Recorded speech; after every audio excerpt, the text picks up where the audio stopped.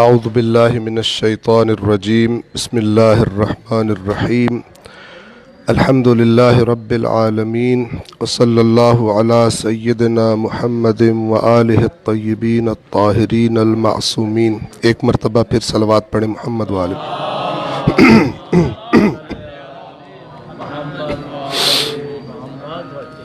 قرآن کریم کے 9ویں جز کی کچھ آیات آپ کی خدمت میں عرض کرنے کی کوشش کریں گے۔ اگرچہ آپ کی خدمت میں یہ عرض کر دیں کہ بہت ساری آیات پر یعنی نشان لگاتا ہوں کہ جن پر بات کرنے کی خواہش ہوتی ہے، لیکن وقت ظاہر ہے کہ کم ہوتا ہے، اور آیات قرآن کے بارے میں اللہ تعالیٰ کے فرامین اور اہل بیت اطہار کے فرامین کی روشنی میں یہی بات سمجھ میں آتی ہے کہ آیات قرآن سے سرسری نہ گزرا جائے، بلکہ ان کو اچھی طرح اس پیغام کو جو ان آیات میں ہوتا ہے اور وہ نظریہ یا وہ کانسیپٹ جو اللہ قرآن میں بیان فرماتا ہے اس کو اچھی طرح سمجھا جائے۔ تو پہلی آیت جو آپ کی خدمت میں عرض کرنے لگا ہوں وہ سورۃ الاعراف کی آیت نمبر 94 ہے، اور اس کے بعد والی آیت نمبر 95۔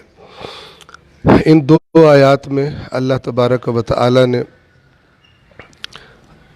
اپنے عذاب کی اس قسم کا ذکر کیا ہے کہ جس میں اللہ تبارک و تعالی کسی قوم کو مبتلا کرتا ہے، لیکن وہ عذاب انہیں ہلاک نہیں کرتا، بلکہ وہ عذاب اس لیے ہوتا ہے کہ وہ قوم ہوش میں آئے، اور جو اللہ کی ذات سے غافل ہو گئے ہیں اور اللہ کی نافرمانیاں کرنے لگے ہیں، تو ان کو ایک گویا کہ جھٹکا دیا جائے، ان کو خبردار کیا جائے اور ان کے اس نشے کو توڑا جائے۔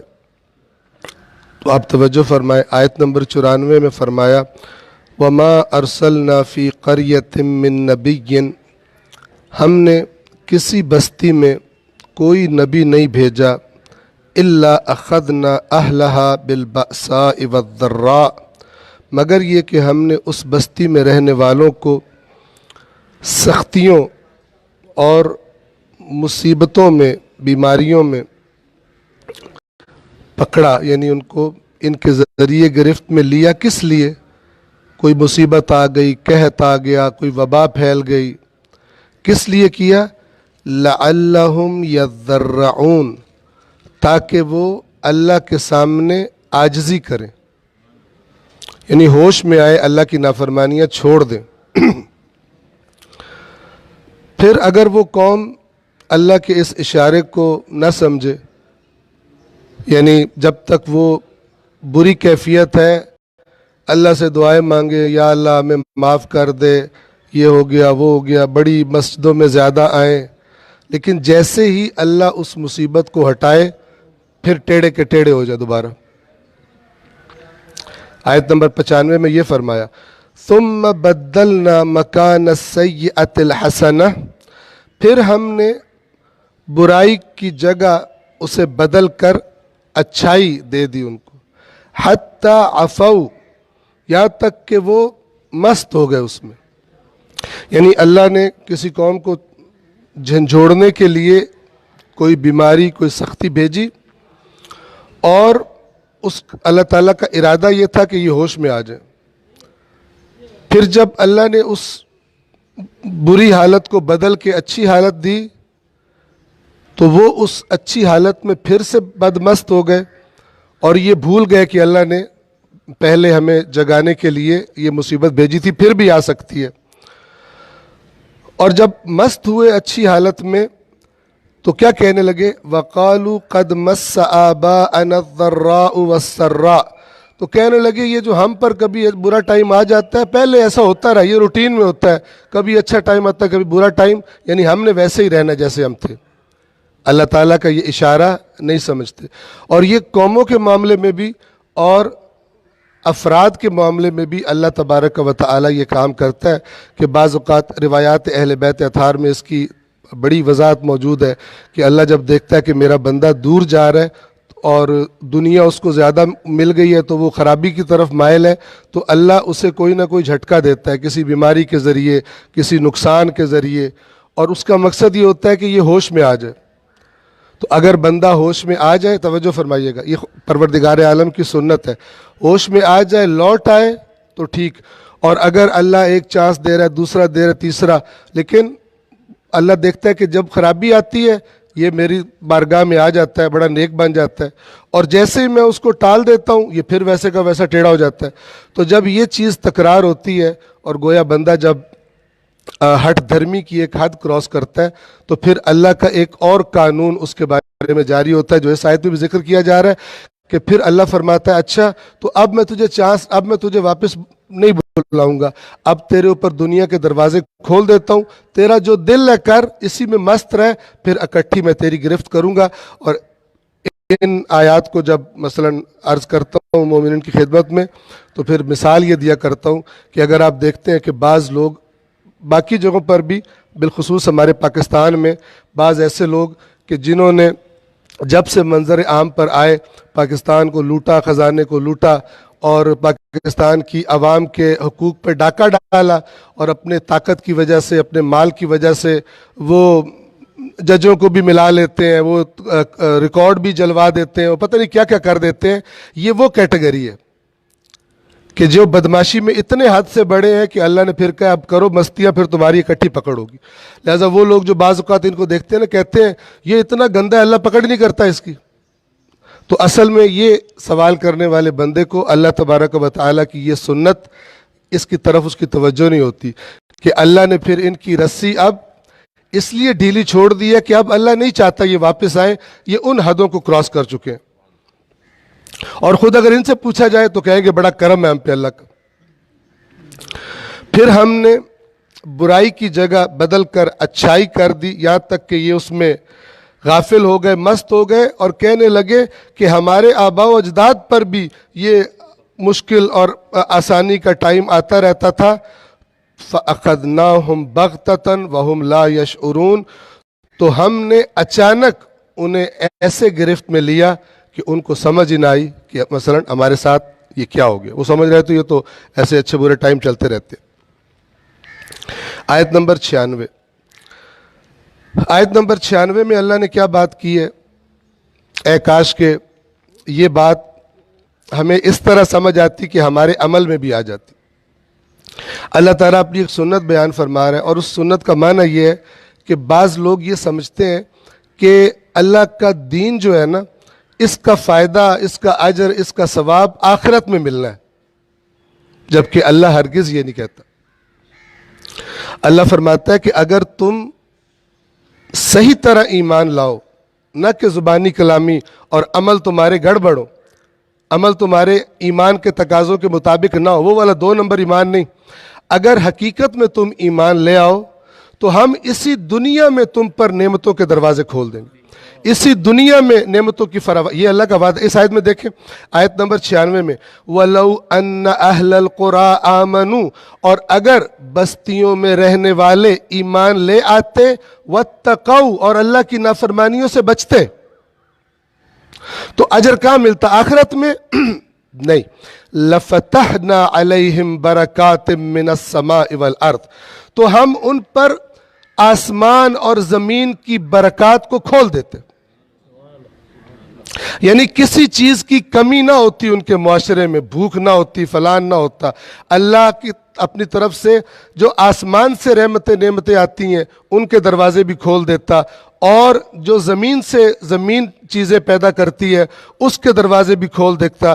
وَلَٰكِن كَذَّبُوا، لیکن لوگوں نے یہ کیا نہیں بلکہ جھٹلا دیا۔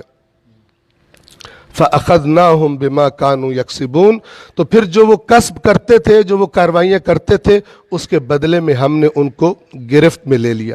جیسے اللہ فرما رہے ہیں نا کہ جو ایمان لائیں اور تقوی اختیار کریں تو اسی دنیا میں فراوانی کر دے گا، بالکل اسی طرح یہ آیت کہہ رہی ہے جب انہوں نے جھٹلایا تو ایک گرفت اسی دنیا میں ہوتی ہے، اور اس گرفت کی ایک شکل یہ بدترین حالات ہیں جو ہم سامنا کر رہے ہیں۔ اللہ کا عذاب صرف یہ نہیں ہوتا کہ کوئی آسمان سے بجلی گرے اور سب جلا دے اور جناب سب کچھ غرق ہو جائے. ایک وہ عذاب ہوتا ہے جس میں انسان بدترین زندگیاں گزار رہے ہوتے ہیں. آج آپ دیکھ لیں, ہم بار بار عرض کرتے ہیں مومنین کی خدمت میں کہ یہ ملک لیا گیا تھا اسلام کے نام پر, اور آج اس کے وہ حالات ہیں کہ آپ اگر ریکارڈ چیک کریں پچھلے سال میں ایک بڑی تعداد پاکستان سے فرار ہو گئے, بھاگ گئے یہاں سے. نوجوان اس چکر میں ہے کہ کسی نہ کسی ملک کا ویزا لگے جائیں یہاں سے. یعنی جو ملک اسلام کے نام پہ لیا گیا وہ اتنا پسند آیا کہ کافروں والے ملک میں جانا چاہتے ہیں. یہ ہمارے لیے باعث عبرت ہے اور باعث شرم ہے کہ ہم نے ایک اللہ کے دین کے نام پر تحریک پاکستان کیا تھی. پاکستان کا مطلب کیا؟ لا الہ الا اللہ. اب پتہ نہیں کہتے ہیں بھاگ جا اور جان بچا اور ایسے کہتے ہیں. حالات ایسے کر دی. ان حالات میں کون قصوروار ہے؟ ان حالات کا قصوروار صرف کرپٹ افسروں کو اور کرپٹ جناب سیاستدانوں کو اور فلان کو, اسٹیبلشمنٹ کو, صرف ان کو نہیں, اصل میں ہم قصوروار ہیں. اصل میں ہم قصوروار ہیں چونکہ ہم اپنی زندگیوں میں بھی جتنا ہمارا بس چلتا ہے 2 نمبری سے باز نہیں آتے.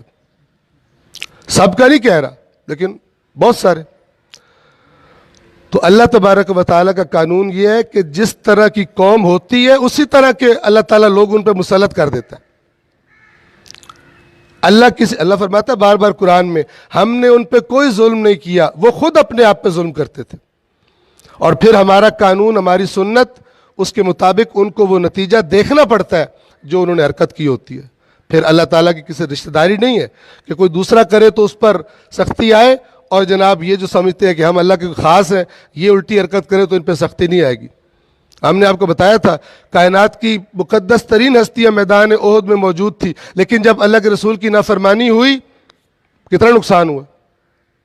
جب نافرمانی ہوگی اللہ اور رسول کی تو پھر اگر رسول اللہ بھی درمیان میں موجود ہو تو تب بھی غلط نتائج دیکھنے پڑیں گے اور بھگتنے پڑیں گے. یہ بات ہمیں سمجھنی چاہیے. صلوات پڑھے محمد و آل محمد.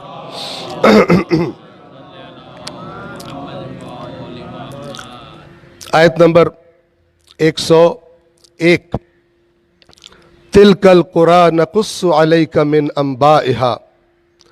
یہ جو بستیاں ہیں ہم آپ پر ان کی خبریں پڑھ رہے ہیں, آپ کو ان کی داستانیں سنا رہے ہیں.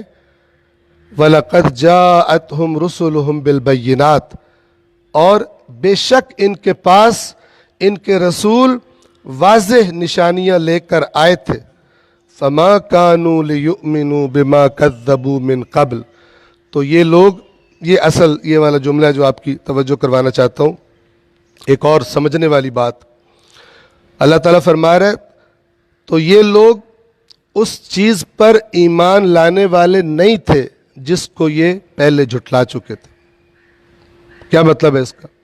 اس کا مطلب یہ ہے کہ انسان کا جب کسی بات سے سامنا ہو, کسی دعوت سے, دعوت کھانے کی نہیں, دعوت حق, دعوت دین سامنا ہو, تو اگر وہ اس کے مزاج کے مطابق بات نہیں ہے یا ایسی بات ہے جو اس نے آج تک نہیں سنی, تو جھٹ سے جذباتی ہو کے جھٹلا نہ دے.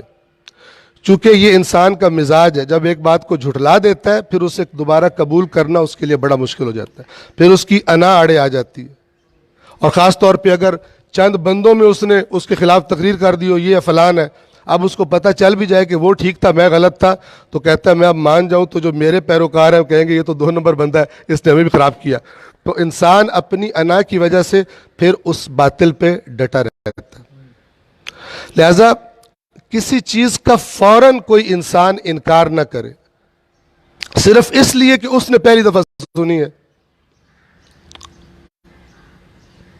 ایک دفعہ ایک درس میں آیت قرآن پڑھی اور ایک صاحب جن کی عمر 50 سے بھی اوپر تھی, ان کو اچھی نہ لگی تو کہتے کیا ہے, بڑے جذباتی ہو کے کہتے ہیں یہ قبلہ آپ جو بات کر رہے ہیں میں نے پہلی بار سنی ہے. تو میں نے کہا میں تو نہیں کر رہا, یا قرآن سامنے پڑھا ہے, آپ کھولیں خود اپنی پسند کا ترجمہ اٹھائیں, یہ اس میں لکھا ہوا ہے. لہذا پہلی بار کوئی بات ہم سن رہے ہیں تو ہم سارا کچھ تھوڑی جانتے ہیں. ہم بات کو دیکھیں، جیسے اللہ نے اپنے نبی سے فرمایا نا کہ اے رسول میرے ان بندوں کو خوشخبری دیجئے ہدایت یافتہ ہونے کی کہ جن کا مزاج یہ ہے کہ بات کو غور سے سنتے ہیں، پھر بہترین بات کا انتخاب کرتے ہیں، اس کی پیروی کرتے ہیں، اینالائز کرتے ہیں، تجزیہ کرتے ہیں، نہ کہ بات ہم نے تو پہلی دفعہ سنی ہے، یہ کہاں سے ایسی باتیں الٹی سیدھی جذباتی ہو کر، یہ جاہلانہ مزاج کی علامت ہے۔ اور اللہ کہہ رہا ہے کہ ان کے رسول تو آئے تھے واضح باتیں لے کر، لیکن انہوں نے ایک جھٹکا لیا، ہم نے تو آج تک نہیں سنا، پھر اسی پہ پکے ہو گئے۔ کتنے لوگ تھے مکہ میں بھی ایسے کہ جو کہتے تھے اپنی نجی محفلوں میں یہ ٹھیک باتیں کرتا ہے، لیکن ہم کیسے مان لیں، ہم کیسے اقرار کر لیں، کیونکہ ساری چودراہٹ ختم ہو جائے گی۔ ہمارے پیروکار جن کے آگے ہم نے تقریریں کی ہیں اس کے خلاف کہ یہ جھوٹ بولتا ہے، یہ جادوگر ہے، یہ مجنون ہے، یہ شاعر ہے، یہ کاہن ہے، وہ سارے ہم پہ لعنت کریں گے کہ تو بے وقوف آدمی، پہلے بتاتا ہمیں تو نہیں خرابی کی۔ لہذا کسی بات کا انکار فوری نہیں کر دینا چاہیے، اگر انسان انکار کر دے پھر اس کی طرف واپس آنا اس کے لیے بڑا مشکل ہو جاتا ہے۔ اور اس مزاج کے بارے میں آگے اللہ کیا فرماتا ہے، یعنی اللہ نے انسان کو پھر کیا اس کا نتیجہ دیتا ہے اس طرح جھٹلانے کا، كَذَلِكَ يَطْبَعُ اللَّهُ عَلَى قُلُوبِ الْكَافِرِينَ، جان بوجھ کے انکار کرنے والوں کے دلوں پہ اللہ یوں ہی مور لگا دیتا ہے۔ یہاں سے سمجھے یہ مور کب لگتی ہے، انسان کی اپنی خرابی سبب بنتی ہے، نہ کہ اللہ زبردستی مور لگا دیتا ہے۔ مثلا ایک دن اللہ تعالیٰ اچھے موڈ میں ہے تو کہہ رہے ہیں ہاں بس ان سب کی ہدایت کر دو جو آج یہ کر رہے ہیں، کل اللہ کو غصہ آیا ہوا ہے تو کہہ رہے ہیں نہیں ان سب کو گمراہ کر دو۔ یہ مطلب نہیں ہوتا جسے چاہتا ہے ہدایت کرتا ہے، جسے چاہتا ہے گمراہ کرتا ہے، بلکہ اس بندے کی ہدایت کے مقابلے میں اللہ نے دیکھے نبی بھیجا سب کے لیے۔ مثلا مکہ میں رسول پاک نے تحریک کا آغاز کیا تو سب کو سمجھاتے تھے، سب کے پاس جاتے تھے، چاہے بدترین اذیتیں دینے والے ہوں ان کے پاس بھی اللہ کا نبی جاتا ہے۔ تو اللہ نے جب کہہ کے بھیجا کہ آپ نے سب کو ہدایت کرنی ہے، آپ نے نہیں دیکھنا اگلے کیا کر رہے ہیں۔ مثلا اب کس کو ہدایت ملے گی کس کو نہیں، جس کا رویہ عاقلانہ اور منصفانہ ہے، بات کو سن رہا ہے، غور کر رہا ہے عقل سے، اور جس کو بدماشی کا خمار چڑھا ہوا ہے، جس کو لگ رہا ہے میں بڑی چیز ہوں، یہ کہاں سے میرے عقائد کے خلاف بات کر رہا ہے، تو پھر اللہ کہتا ہے پھر تیری سزا یہی ہے، تیرے دل پہ مور لگے گی، تو نے خود یہ حرکت کی ہے جو ایک عاقلانہ رویہ نہیں ہے۔ ہم نے انسانوں کو عقل دی تاکہ عقل استعمال کرے، نہ کہ اندھا دھند کسی چیز کا اقرار کرے، اور نہ اللہ یہ قبول کرتا ہے کہ اندھا دھند کوئی چیز مان لے۔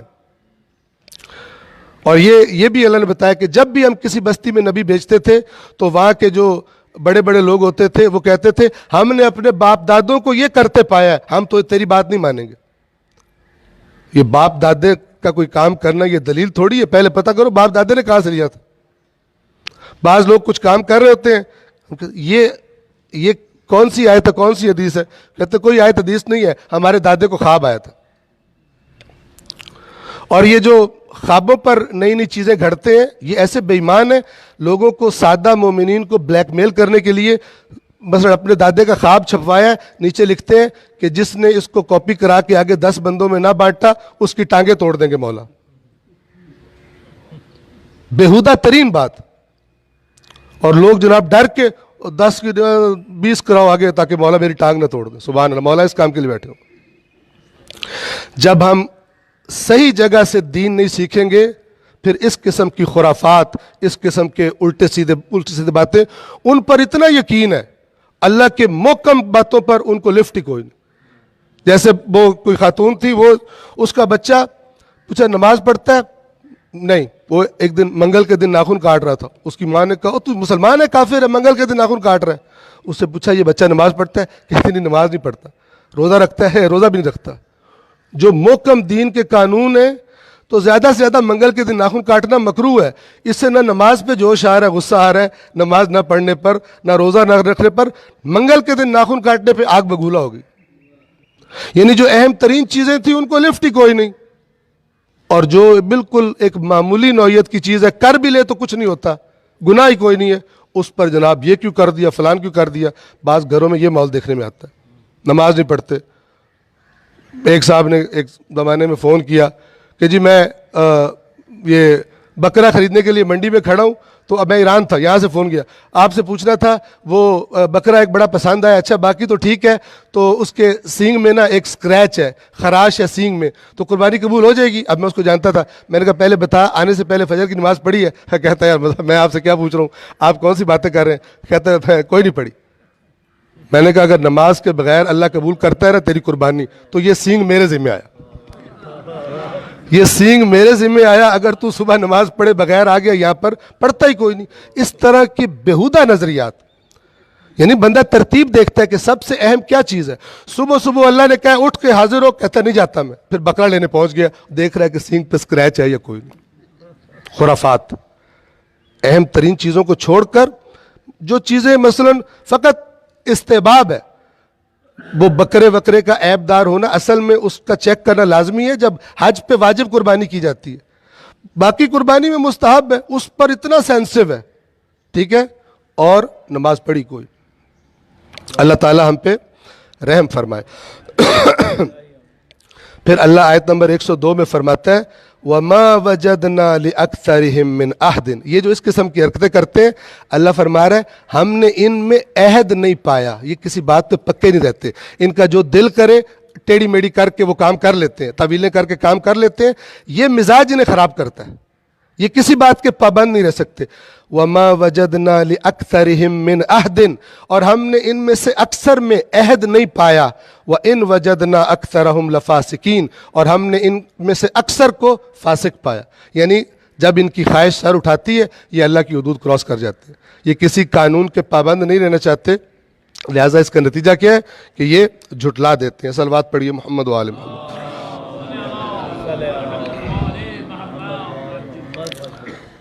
اب یہ بہت ساری آیات میں نے نوٹ کی ہوئی ہیں.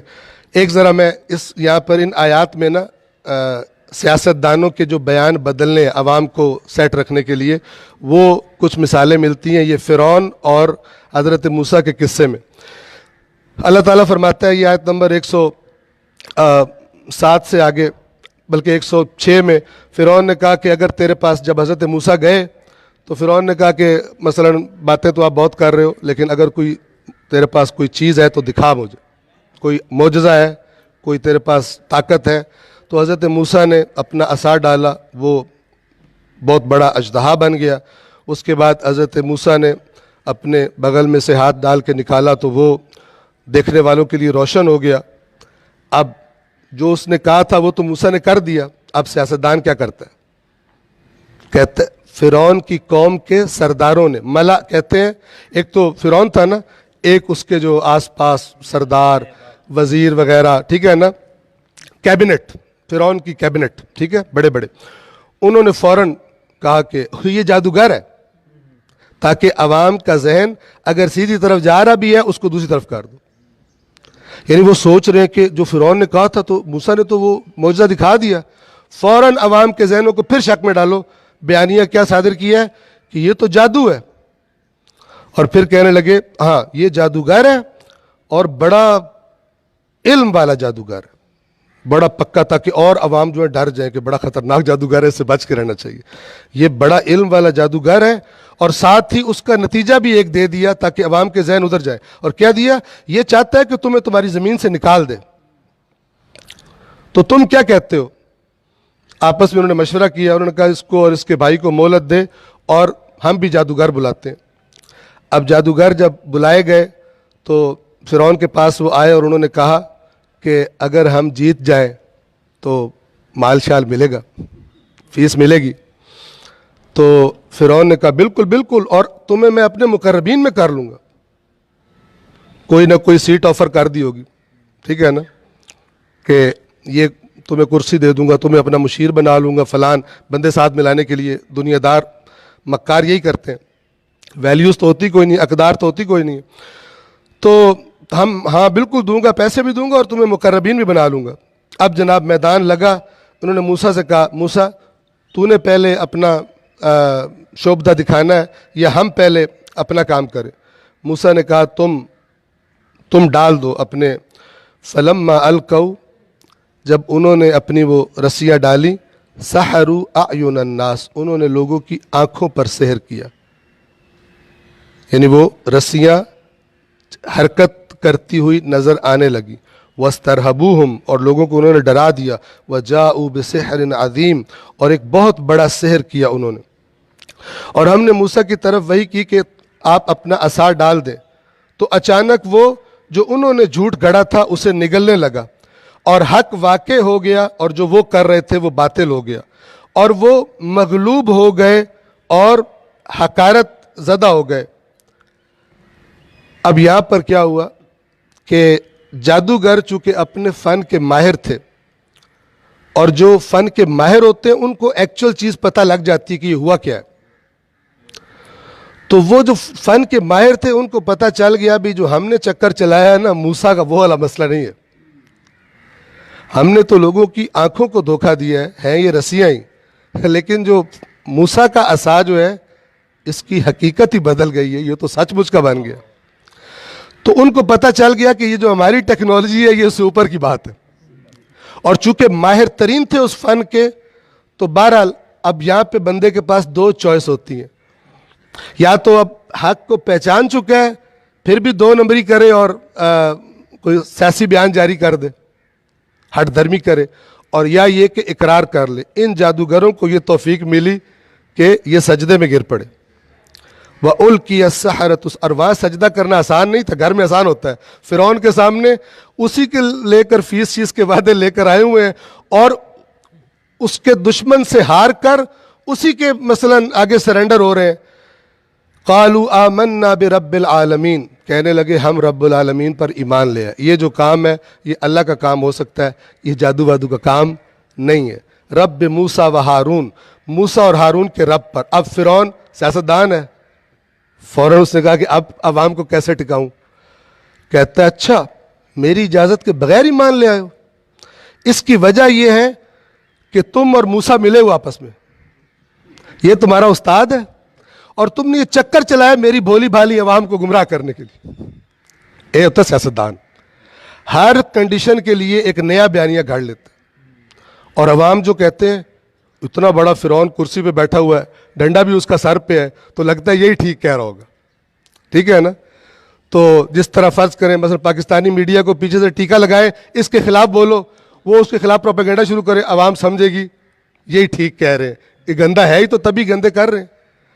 عقل مند وہ لوگ ہوتے ہیں جن کو پتہ ہو کہ یہ لوگ جھوٹ بولتے ہیں, بکاؤ مال ہیں, پروپیگنڈا کرتے ہیں. ان کی باتوں میں کبھی نہ آئے, اپنے ذرائع سے جتنا کر سکتے ہیں حقائق جاننے کی کوشش کریں.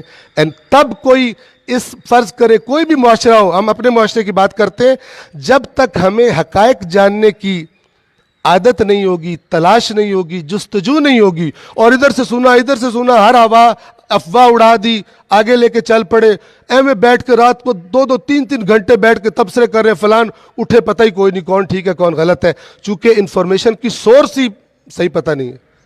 تو کبھی بھی ایسے لوگ اپنے معاشرے, اپنے ملک اور قوم کی اصلاح میں, اور کل کے دن اگر کوئی فیصلے کا ٹائم آئے, کبھی بھی صحیح فیصلہ کرنے کی یہ لوگ صلاحیت نہیں رکھتے.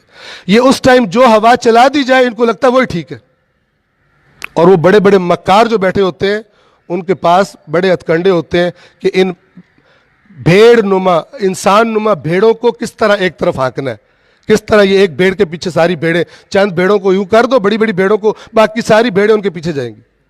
وہ اسی طرح میڈیا کو استعمال کرتے ہیں, اسی طرح یہ جو چیزیں ہوتی ہیں, چاہے ملکی لیول پہ ہو چاہے عالمی لیول پر ہو. تو ایک عاقل انسان اس کو ان چیزوں سے ہٹ کے بھی جستجو ہونی چاہیے. وہ لوگ جو ایماندار ہوں, ایماندار بھی ہوں, سکے ایماندار نہ ہو, معاملات کی خبر بھی رکھتے ہوں. کچھ لوگ ایماندار تو بہت ہوتے ہیں لیکن انہیں پتہ کوئی نہیں ہوتا کہ آگے پیچھے کیا ہو رہا ہے. وہ صرف تسبیح کرنے پہ, اللہ اللہ کرنے پہ, آگے پیچھے پتہ ہی کوئی نہیں ہوتا کہ میرے آگے پیچھے کیا ہو رہا ہے. یہ بھی اسلام نے بالکل ریکمینڈ نہیں کیا. حدیث میں ہے کہ مومن جو اپنے زمانے کا عالم ہے وہ پھر شکوک و شبہات اس پہ حملہ نہیں کرتے, گرفتار نہیں ہوتا. یعنی تمہیں اگر دین کو بھی دیکھنا ہے تو دین یہ نہیں ہے کہ ہر وقت مسجد گھر اور کس چیز کی پرواہ نہ ہو. دین کہتا ہے کہ جس معاشرے میں رہ رہے ہو اس معاشرے کو بھی سمجھو, تاکہ جو تم نے رول پلے کرنا ہے اس معاشرے کی اصلاح میں, برائی کو روکنے میں یا اچھائی کو پروموٹ کرنے میں, تم ادا کر سکو. ورنہ تم استعمال کر لیے جاؤ گے فرعون ٹائپ کے لوگوں سے اور فرعون کی کیبنٹ ٹائپ کے لوگوں سے, ان کے مکر. دیکھیں اس نے کیسے بیان بدلا. इसको अच्छी तरह पता था कि ये काम खराब हो गया।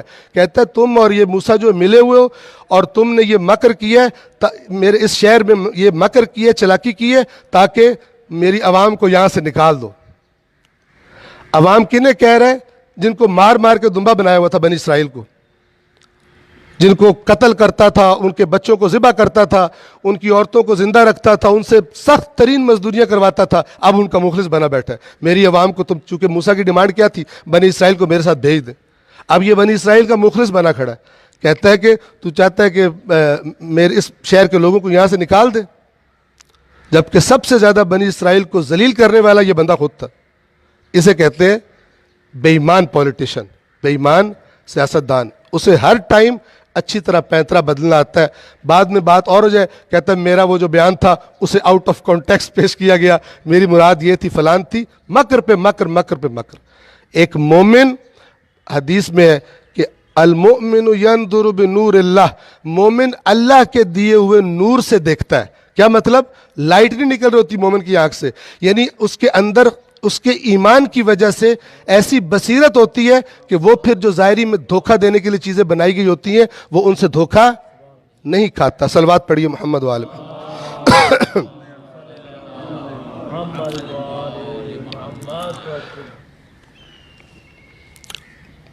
30 मिनट हो गए, एक आयत और सुन लें। बनी इसराइल भी कैसी कौम थी। फिरौन की ग़ुलामी से इनको निजात मिली, फिर ये जनाब इनके लिए पानी जो है वो फट गया, ये पानी से गुजर गए, इन सब ने अपनी आंखों से देखा। फिरौन अपनी ये जो कमज़ोर तरीन लोग थे ये सब दरिया से पार हो गए, और वो जो ताकतवर तरीन था उसी पानी में गर्क हो गया। और कितने मौजज़े ये खुद उस शहर में मिस्र में देख चुके थे। फिरौनियों पर कभी कोई अजाब आ रहा है, कभी कोई अजाब आ रहा है। वो फिर मूसा से कहते थे अब की बार अल्लाह से कहे ये उठा ले, हम ठीक हो जाएंगे। फिर वो उड़ जाता था, फिर वैसे ही फलान की दुम की तरह फिर टेढ़े के टेढ़े हो जाते थे। तो इतने सारे मौजज़े देखने के बाद और फिरौन के जुल्म से आज़ादी पाने के बाद जब हज़रत मूसा के साथ जा रहे हैं तो अल्लाह ताला फरमाता है आयत नंबर 138 में, और हमने बनी इसराइल को उस दरिया से, समंदर से पार करवा दिया। फ़अतौ अला कौमिन, तो ये एक ऐसी कौम के पास आए, यानी गुजरे अपने सफ़र के दौरान, याकुफून अला अस्नाम लहुम, कि वो कौम उन्होंने कुछ बुत, असनाम सनम की जमा, सनम अरबी में बुत को कहते हैं, तो वो उनके कुछ बुतों के साथ लो लगाए बैठे थे, उन बुतों की परस्तिश कर रहे थे या उनके सामने अपनी इबादत की रसूमात अदा कर रहे थे। अब ये कौम जो इतने मौजज़े देख चुकी है, हज़रत मूसा की तबलीगात सुन चुकी है, क़ालू, कहने लगे, या मूसा, ए मूसा, इजअल लना इलाहन कमा लहुम आलिहा, जैसे इनके माबूद है तू भी हमें एक ऐसा ही माबूद बना देना पत्थर का, हम भी ऐसे लग के बैठे रहे जैसे ये बैठे हुए। बुत परस्ती पे माइल हो गए। इतने मौजज़े देखने के बाद वो हरकत कर रहे हैं। क़ाल इन्नकुम कौमुन तजहलून, बेशक तुम एक बड़ी जाहिल कौम। इतना कुछ देखने के बाद फिर जहाँ गुमराही तुम्हें नजर आई है, तुम्हारा दिल उसी गुमराही पर फिर माइल हो रहा है। ये तबाह बर्बाद होने वाले हैं, वो ये बात जिसके अंदर ये पड़े हैं और जो ये अमल कर रहे हैं वो बातिल है। मूसा ने कहा क्या मैं अल्लाह के अलावा तुम्हारे लिए कोई माबूद बना दूं, जबकि उसने तुम्हें आलमीन पर फजीलत दी। और याद करो जब हमने तुम्हें फ़िरऔन की कौम से निजात दी, वो तुम्हें अजाब देते थे। और मसलन बिलाखिर ये वाक़या जारी व सारी है, हम यहीं पर तमाम करते हैं। परवरदिगार आलम से दुआ है, परवरदिगार बेशुमार दुरूद व सलाम भेज और बेशुमार रहमत नाजिल फरमा अपने बरगुज़ीदा बंदों मोहम्मद व आले मोहम्मद पर, और हम सब को जो दीन कुरान करीम और मोहम्मद व आले मोहम्मद के ज़रिए हम तक पहुँचा है, उस दीन के बारे में हमारी मारिफत, हमारे शऊर और हमारी बसीरत में इजाफ़ा फरमा। परवरदिगार हमें हक़ को जैसा वो है वैसा पहचानने की तौफ़ीक़ अता फरमा। परवरदिगार मौजूदा दौर के फ़ितनों से, गुमराहियों से ہم کو بچنے کی توفیق عطا فرما۔ پروردگار اپنی زندگیاں اسی دین کے سائے میں گزارنے کی اور اپنی اولادوں کی اسی دین کے مطابق تربیت کرنے کی ہمیں توفیق عطا فرما۔